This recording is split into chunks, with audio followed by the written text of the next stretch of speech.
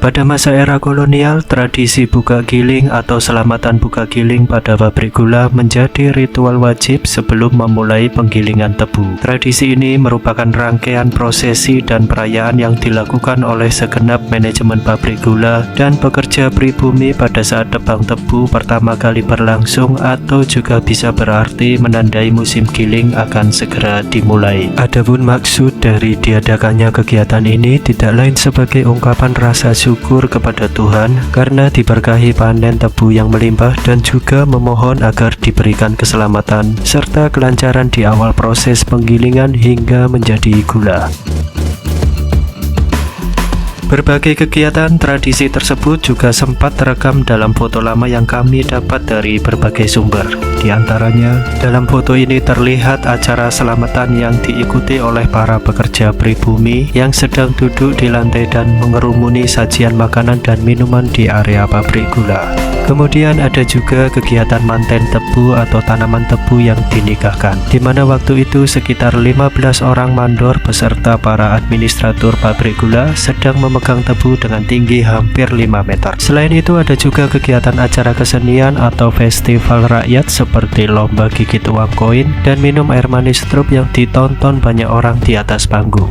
Dan ada juga perayaan lainnya, yaitu kesenian tradisional ujung atau saling adu dengan memakai tongkat rotan yang disaksikan oleh para mandor dan pemilik pabrik serta beberapa wanita Belanda.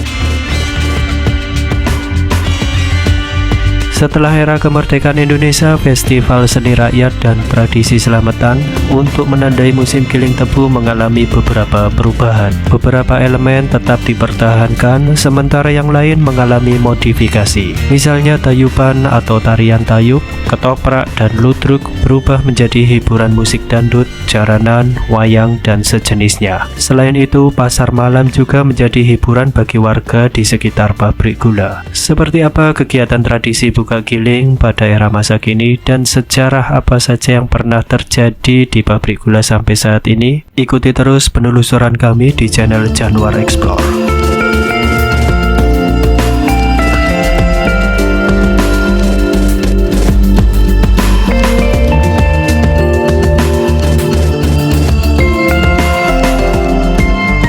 Kali ini kami mengunjungi pabrik gula Jombang Baru yang terletak di Kabupaten Jombang, Jawa Timur, atau lebih tepatnya berada di Desa Pulau Lor, Jombang. Bertepatan juga dengan acara buka giling yang diadakan di pabrik gula pada bulan Mei. Tradisi buka giling saat ini biasanya diisi dengan berbagai acara mulai dari tasyakuran, ritual adat maupun bentuk-bentuk perayaan lainnya. Kegiatan ini dimulai dengan prosesi tebang tebu, yaitu dengan memilih tebu dengan kualitas terbaik, kemudian dilanjut dengan manten tebu atau di beberapa pabrik gula lainnya menyebut akad nikah tebu manten yang bermakna mengawinkan pihak pabrik gula dan petani tebu dengan tujuan agar pekerjaan di antara petani dan pihak pabrik gula yang dilaksanakan bisa berjalan dengan selamat, lancar, dan sukses sehingga target produksi dapat tercapai.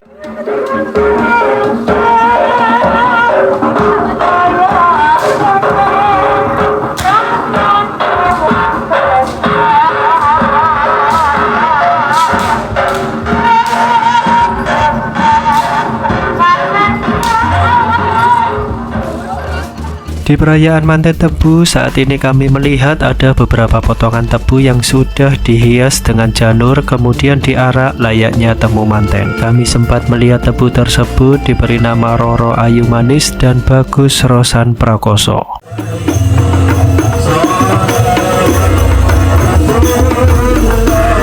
Dengan diiringi lantunan sholawat dan kesenian tradisional, disusul di belakangnya diikuti oleh para pembawa lonjoran tebu dengan janur melengkung yang berbaris seperti umbul-umbul.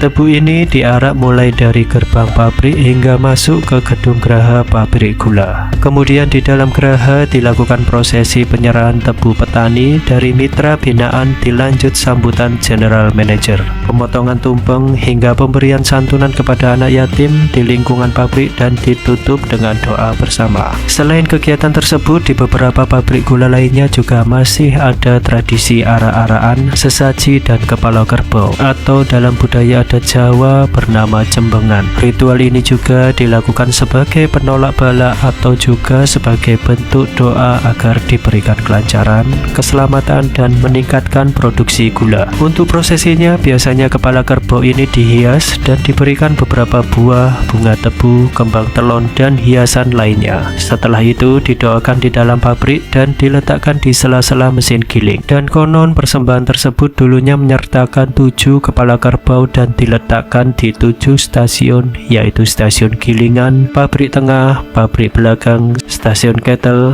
pemurnian, dan seterusnya.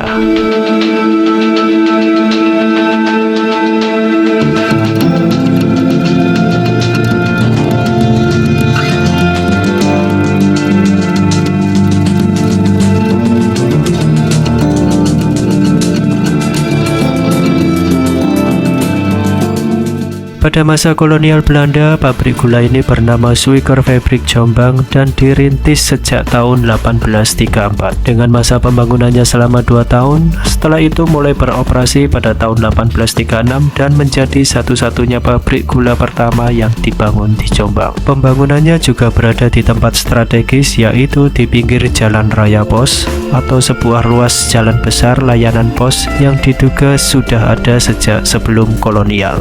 Lokasi ini juga dipilih karena dekat dengan aliran sungai yang menyediakan pasokan air sebagai bahan baku, pendingin mesin giling, dan pembuangan limbah cair. Selang tidak lama kemudian, di area Jombang dan sekitarnya banyak permunculan pembangunan pabrik gula yang diperkirakan mencapai belasan. Jadi di Jombang ini ada 12 pabrik gula yang tersebar di segala penjuru Jombang. Ada pabrik gula Jombang, pabrik gula Ceweng, pabrik gula Blimbing, Gudo, Cukir, dan juga Sumombito, Peterongan, Mojoagung, Selorejo, dan banyak lagi. Jumlahnya itu 12. 12 pabrik gula ini berdiri antara tahun 1836, itu Jombang Baru atau Jombang, dan yang paling muda itu Ngelom 1891. Hampir seluruh pabrik gula di Jombang ini didirikan oleh pengusaha Eropa. Mungkin hanya pabrik gula Ponen yang pernah dimiliki oleh orang Tionghoa, yaitu Ootioham.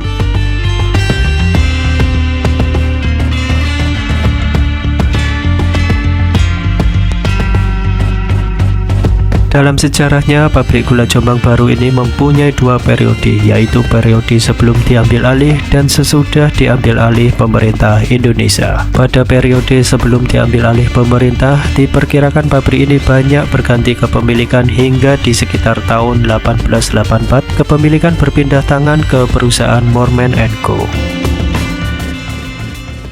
Nah, jadi kalau data yang saya temukan dari Proof Station tahun 1893, pabrik gula Jombang Baru ini sempat bersaing dengan pabrik gula Sukodono, Mojoagung ya. Jadi pabrik gula Jombang Baru ini sempat bersaing, hanya selisih berapa kuintal dari pabrik gula Sukodono.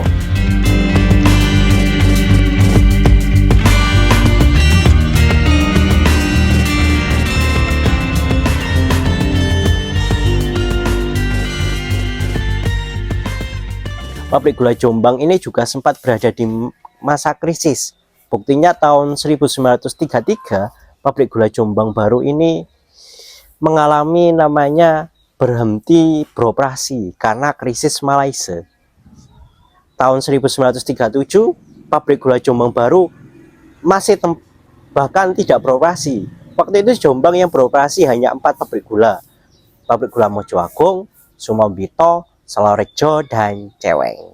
Setelah Jepang masuk, pabrik gula Jombang Baru dalam artian tidak melakukan beroperasi pabrik gula, jadi produksinya berhenti ketika itu. Pabrik gula Jombang Baru juga sempat terdampak dari peristiwa agresi militer Belanda yang terjadi setelah Indonesia merdeka. Peristiwa ini terjadi 2 kali selama kurun waktu kurang dari 5 tahun. Pada tanggal 21 Juni tahun 1947 dan 19 Desember 1948, Belanda melakukan agresi militer dengan alasan aksi polisionil, yaitu menangkap atau memberantas pelaku kejahatan yang mengganggu ketentraman negara. Penyebab utama utama agresi militer Belanda sebenarnya berawal dari keinginan Belanda berkuasa kembali di Indonesia.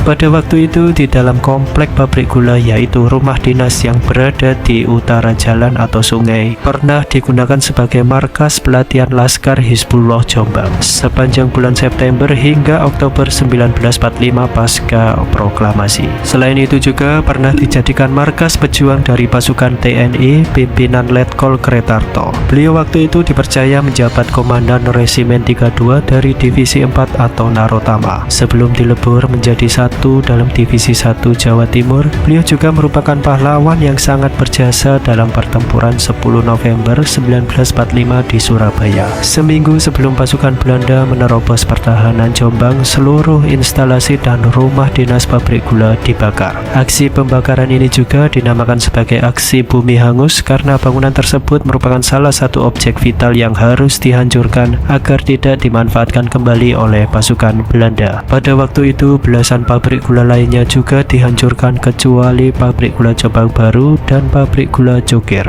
Kedua pabrik ini hanya mengalami kerusakan sebagian akibat dibakar oleh pejuang pada sekitar bulan Desember tahun 1948.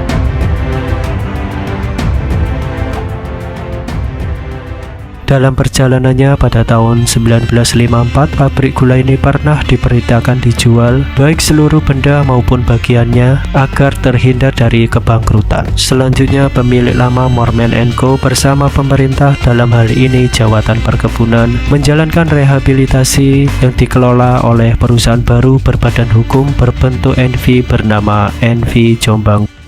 Perihal pergantian nama Jombang, pabrik gula Jombang menjadi Jombang Baru.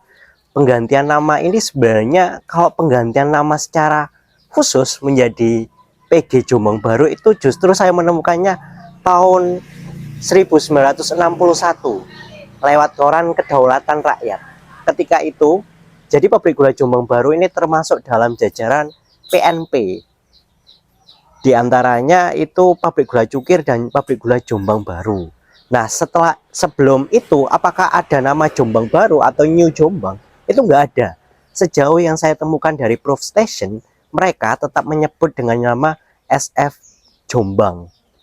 Jadi, penggantian nama Jombang Baru, Jombang menjadi Jombang Baru, itu justru ketika Indonesia merdeka. Setelah Indonesia merdeka.